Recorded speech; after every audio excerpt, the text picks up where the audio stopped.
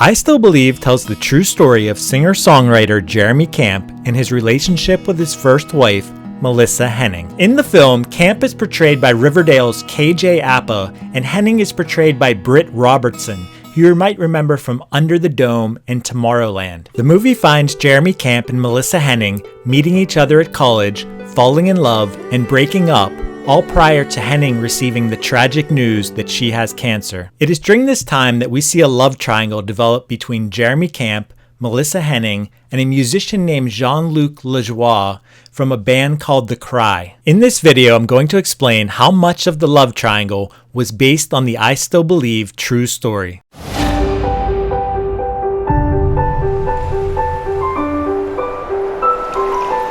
Jeremy Camp's mentor in the movie, Jean-Luc Lajoie, who is portrayed by Nathan Parsons, is indeed based on a real guy. And if you've never heard of his band The Cry, they are a real Christian rock band. Lajoie was indeed Jeremy Camp's mentor in real life, but they met a little bit differently than they do in the movie. In the film, Camp nervously approaches his idol Lajoie backstage at a concert, while the true story reveals that it was actually Jean-Luc Lajoie who sought out Jeremy Camp.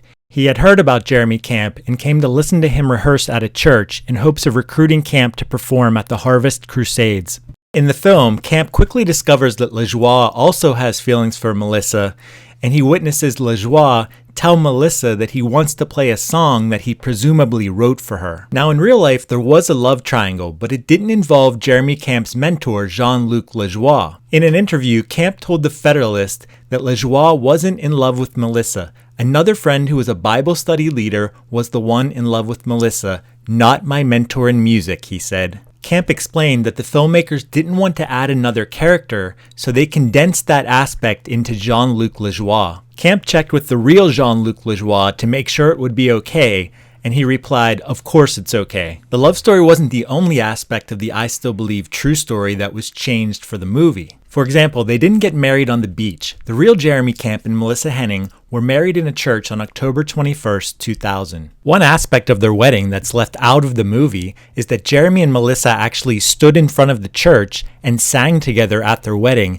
as Jeremy played the guitar. And while it's not made very clear in the movie, Jeremy's father, Tom Camp, who's portrayed by Gary Sinise, was indeed the one who married them. Tom Camp was a pastor in Lafayette, Indiana, where Jeremy was born. If you're interested in learning more about the true story behind the I Still Believe movie, I urge you to check out Jeremy Camp's memoir, which I've linked in the description below. I've also included a link to our full I Still Believe Fact vs. Fiction article over on historyvshollywood.com. In addition, I've included a link to Melissa and Jeremy's wedding pictures, which can still be viewed at the photographer's website, at least they could at the time this video was posted. As always, if you enjoyed this video, hit that subscribe button.